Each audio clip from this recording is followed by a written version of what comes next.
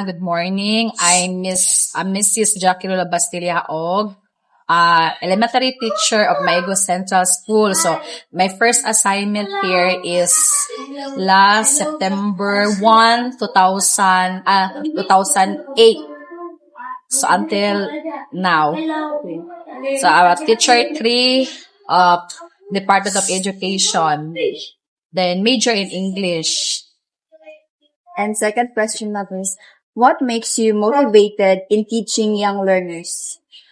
For me, the most special part of my life because at the very first thing, I know that teaching is one of the tawag din siya sa kuaba, no? Ever since when I was young, I love to teach young children. Even though I am the youngest one, no? So, I graduated at the age of 19, running 20. So, I have no time nga maglaglaag. Diretso di ko nakasulod as one teacher, professional teacher, permanent position in DepEd. So, since I am the youngest, wala jud kay ko'y feel before nga muhandle og mga kids. But later on, akong first assignment na is a grade 1 teacher in a regular. So, as a teacher, since gikan ko sa private school, hindi mo ma-experience sa public, dako di siya difference, no? Sa public, ang mga bata dito, dire, ay uban, wala dyan mga kaon, di ba? Dayon, naadyo gipang bungog. Then, some of them, mga bahuon gyud pod, no? Unlike sa private, all of the childrens there are formal, pumot yun kay sa tanan. So, when you jump into a public, dira yun mo makitaan ang imong love as teaching. So, later on, ang mga bata, imong masabtan, especially because sa ilang upbringing sa ilang school. Kaya sa public, there's a lot of problem, you can see it. Some of them are problem based on their families, bulag-bulag.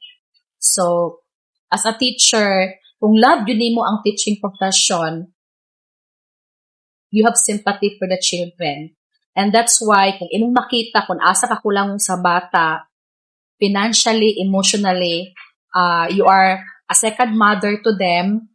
So therefore, makakuan jud ka ba ang imong bitong heart, ma-feel nimo og mulaban jud ka sa bata.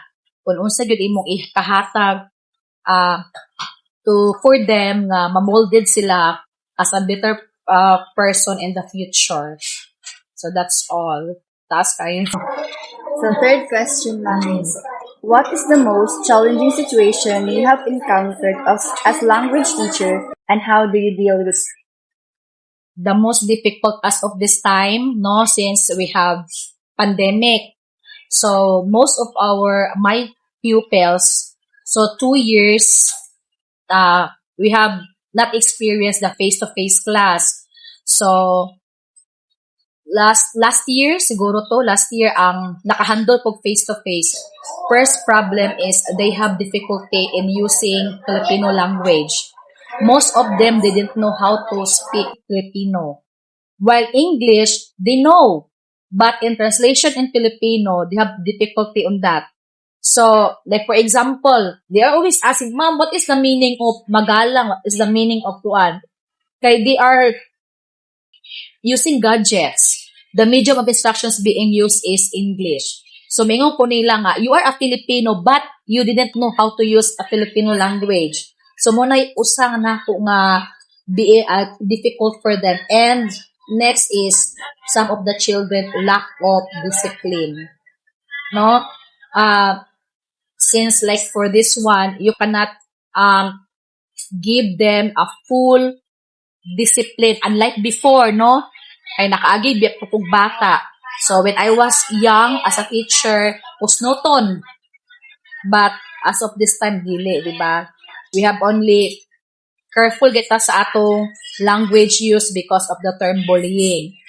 So as a teacher, muna'y usa ka great difficulties nga never ka mag-say of any bad words, kanang mga punishment nga kamalunta ka, So munay usa gyud.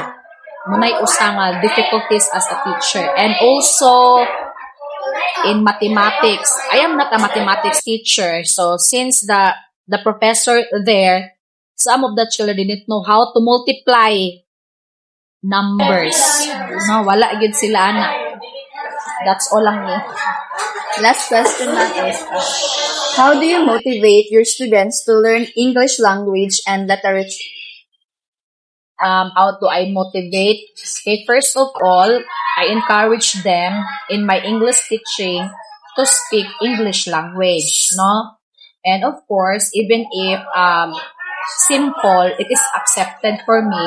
It's because this is now how to train with them to be a great speaker someday.